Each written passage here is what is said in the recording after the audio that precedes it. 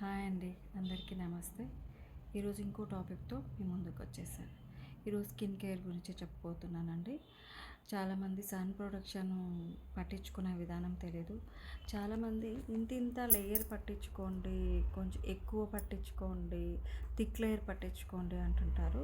కానీ అది thick layer కానీ నార్మల్ లేయర్ కానీ పట్టించుకునే ముందు ఎలా పట్టించుకోవాలి అనేది నేను వీడియో రూపంలో చూపిస్తున్నాను. సో అది చూసి మీరు కూడా అలాగే రోజు సన్ ప్రొడక్షన్ని అప్లై చేసుకోండి. కానీ సన్ ప్రొడక్షన్ పట్టించుకునే ముందు ఒక సంగతి మాత్రం మర్చిపోకండి. ఖచ్చితంగా క్లియర్ స్కిన్ అంటే డస్ట్ అస్సలు ఉండకూడదండి.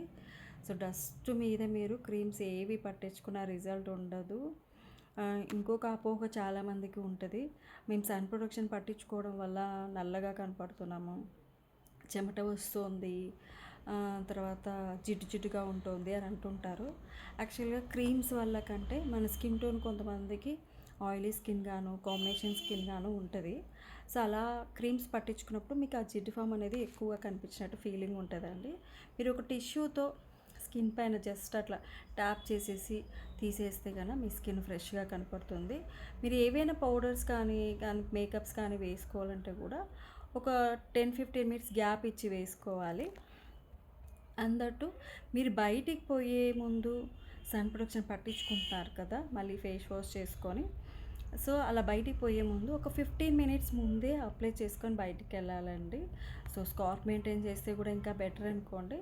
సో అది మీ చాయిస్. కానీ ఇంట్లో కూడా పట్టించుకోవాలండి సన్ ప్రొడక్షన్. ఇంట్లో ఎందుకు లేని అనుకోకండి.